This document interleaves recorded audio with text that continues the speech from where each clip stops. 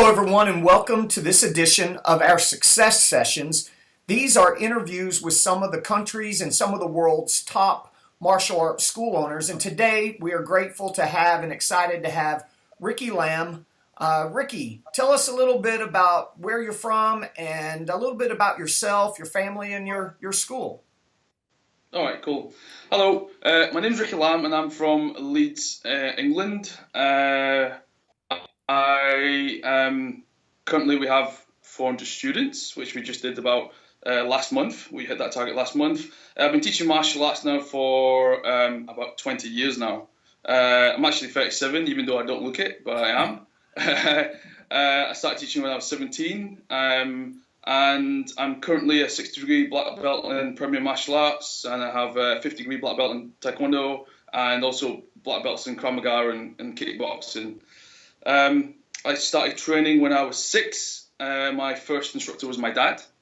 He taught me dragon-style kung fu, and from then I started Taekwondo when I was 10.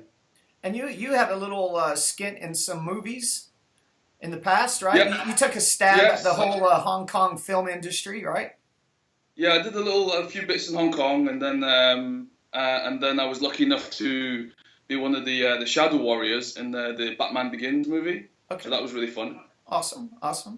Now you're getting attention in the martial arts industry for not only the size of your martial arts studio, but the revenue that's generated from your business.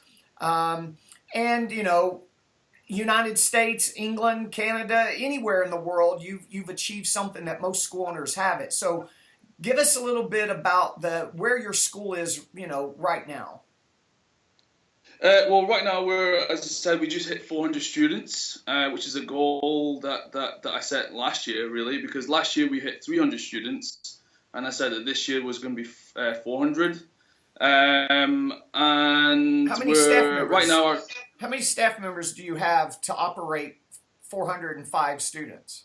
We have 2 full-time staff, one full-time apprentice, and 5 part-time instructors and receptionists. Now, did that full-time person include yourself?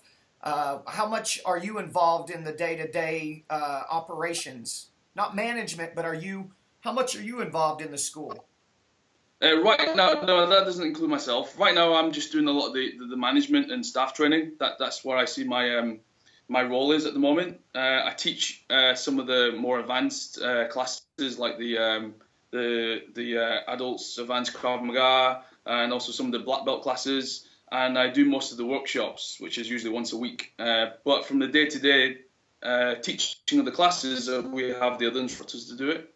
So it's fair to say that you are a business owner and that you are taking care of the business, and you are coming in to teach your staff.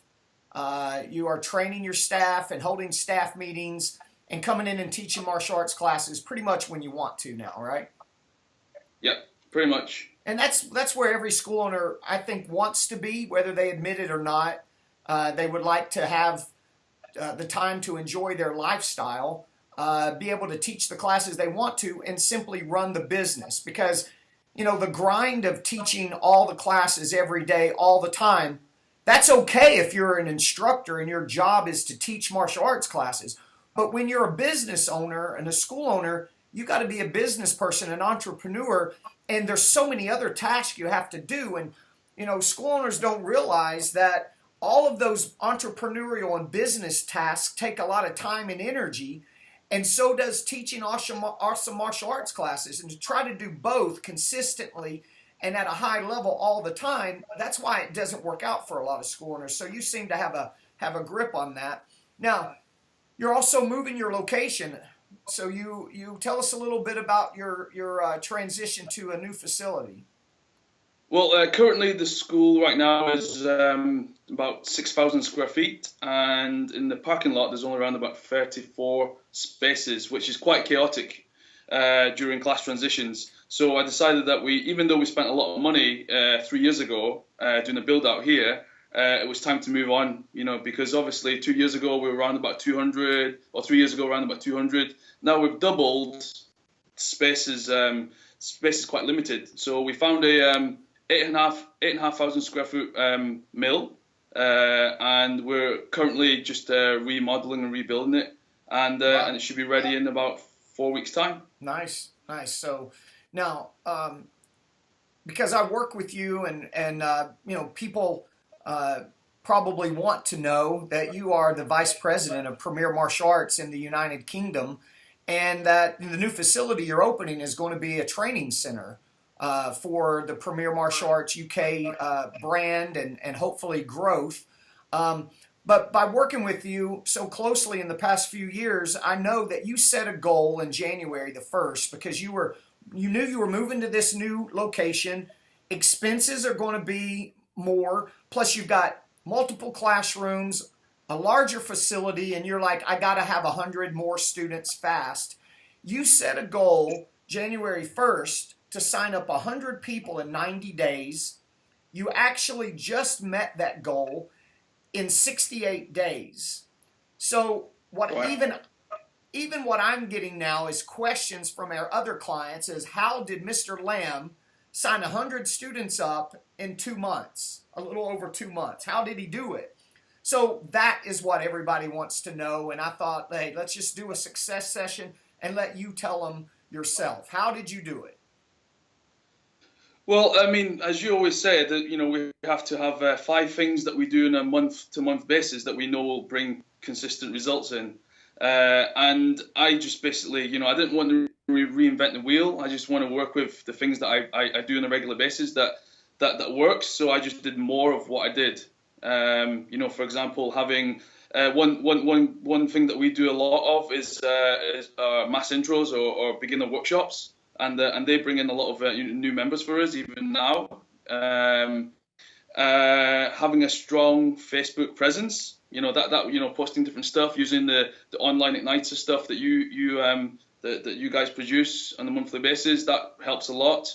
And birthday parties, school talks, those are four of our biggest ones. And then, but this month we've also, well, January we started our new kickboxing classes, which have really grown over the last 2 months. We have roughly just over 35 people there now, and we didn't have any at the beginning of the year. Oh, So wow. that's grown quite a bit. And also the women's self-defense workshops have worked really well as well.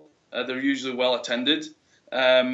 And the kids anti-bullying and kids safe workshops also work as well, as to as alternative to the regular beginners workshop. So yeah, so really it's a lot of it's just social media marketing. You're making sure you're on there every day, doing different stuff, showing videos, pictures, drills, but not posting the same stuff every day, but Right. keeping it interesting. Right. So you're building your audience on your social media following. You're providing great content, and you're using the social media platform to promote the things that you already have been doing for a long time. I mean, you've been doing school talks and mass intros and birthday parties and promotional booths. You've been doing all this stuff for a long time, and that's the things that have continued to work for you. It's just social media has allowed you to reach more people. Yeah, absolutely. Yeah. And but a third of your students that you've signed up come from your new kickboxing class. So that's something I think owners need to listen to. That kickboxing has never been probably more popular, or at least just as popular as ever. So whether you're incorporating kickboxing into your regular curriculum, you're starting a separate class, whether it's more kickboxing designed for fitness, it's definitely a market that everybody could use to plug into their school if they have time for, if they have the mat space for. Now, I want to go ahead and warn everybody, don't hear what I'm not saying. I'm not saying to replace your normal martial arts classes for fitness kickboxing classes. I'm saying if you've got space and time, that is a great sub program to have in your school, and you can contest to that. So that program continues to grow, and you're marketing that primarily on Facebook and Instagram too, right? Yes. Yeah. I mean, we were getting about I think we have 3 classes a week. They're all at the same time, which is 6 o'clock. which before I used to think that was too early. But we're getting people in. We're getting at least three newbies or L1s coming in to try out a class every Wow. every time. Nice. So it's and the inquiries we're getting from it just from Facebook alone, we're getting 2 or 3 a day. So it's it's really popular. Very, very cool. Very nice. Now, let's wrap this up with probably the most important part of this interview is you have signed up 100 students. You've signed up more students than many, many, many, many martial arts schools across the world have in their entire school. You've signed up more people than they have in 2 months. That's one consideration. Another thing is a lot of school owners have been stuck at the same number of students forever. What advice do you have for people that have been stuck at a certain number of students, or people that have a low number of students and just can't seem to grow? What would be your best advice for them?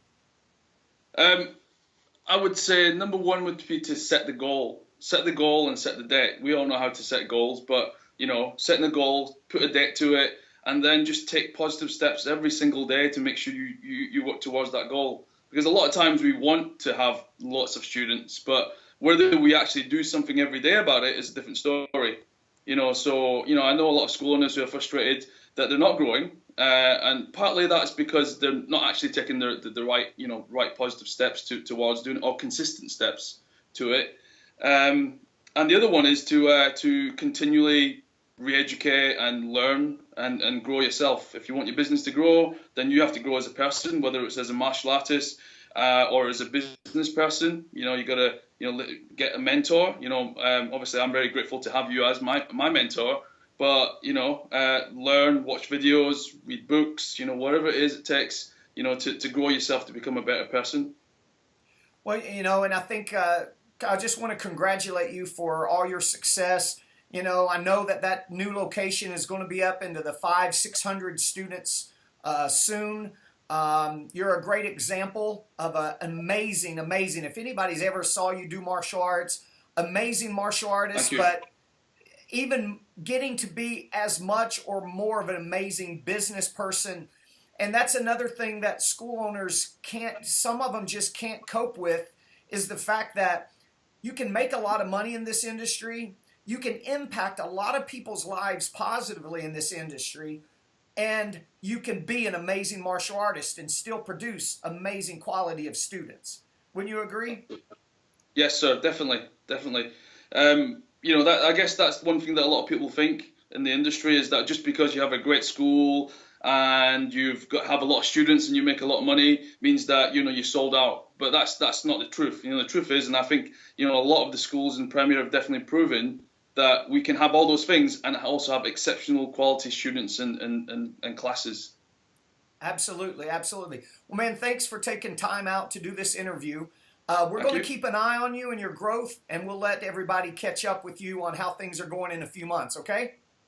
All right, thank you, sir. All right, man, I'll talk to you soon. Thank you so much. Bye-bye. Bye.